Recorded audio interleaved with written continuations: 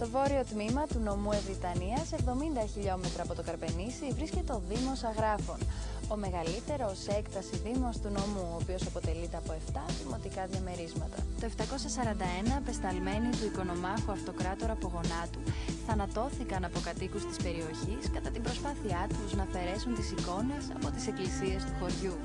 Εξοργισμένος Αυτοκράτορας διέταξε να διαγράψουν την περιοχή από τους χάρτες της Βυζαντινής Αυτοκρατορίας. Έτσι προέκυψε το όνομα Τάγραφα, το οποίο διατηρήθηκε και στη συνέχεια, καθώς ούτε οι Τούρκοι κατάφεραν ποτέ να ελέγξουν την ανυπότακτη αυτή περιοχή.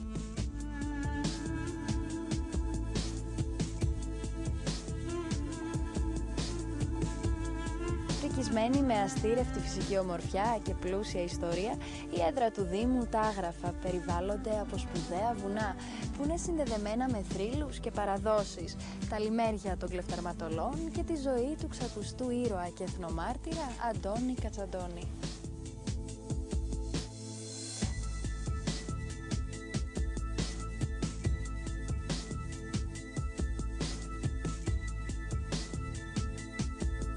Περπατήστε στα όμορφα δρομάκια του χωριού, πιείτε ντόπιο τσίπουρο και δοκιμάστε νόστιμους εκλεκτούς μεζέδες και τέλος αφεθείτε στη μοναδική φιλοξενία των αγραφιωτών, στους παραδοσιακούς ξενώνες που με πολύ μεράκι δημιούργησαν.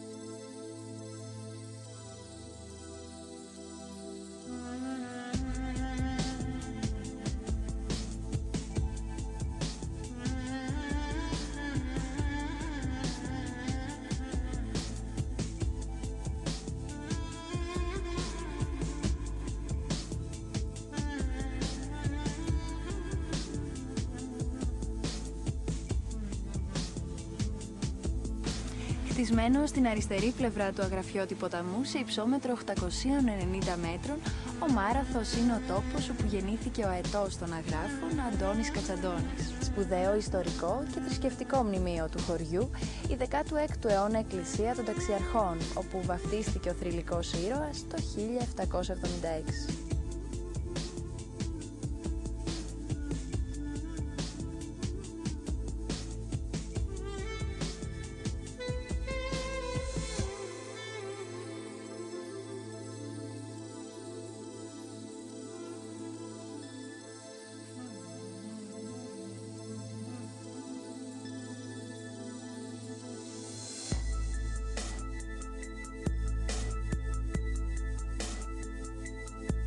Σκαρφαλωμένα στα 1100 μέτρα, τα Επενιανά αποτελούν το ψηλότερο χωριό του Δήμου. Η παλιά ονομασία του χωριού, Επενιανά, δηλώνει πως κάτι καλό και πενεμένο θα βρούμε εδώ, ίσως τη μοναδική θέα που προσφέρει προς την κοιμωμένη των Αγράφων.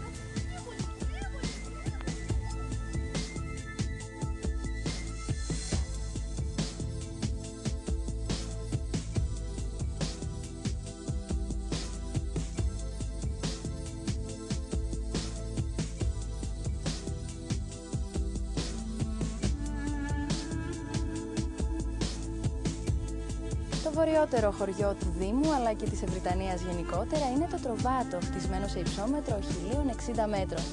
Αξίζει να το επισκεφτείτε για να προσκυνήσετε κομμάτι του Τιμίου Σταυρού που φυλάσσεται στον Ιερό Ναό του Αγίου Δημητρίου.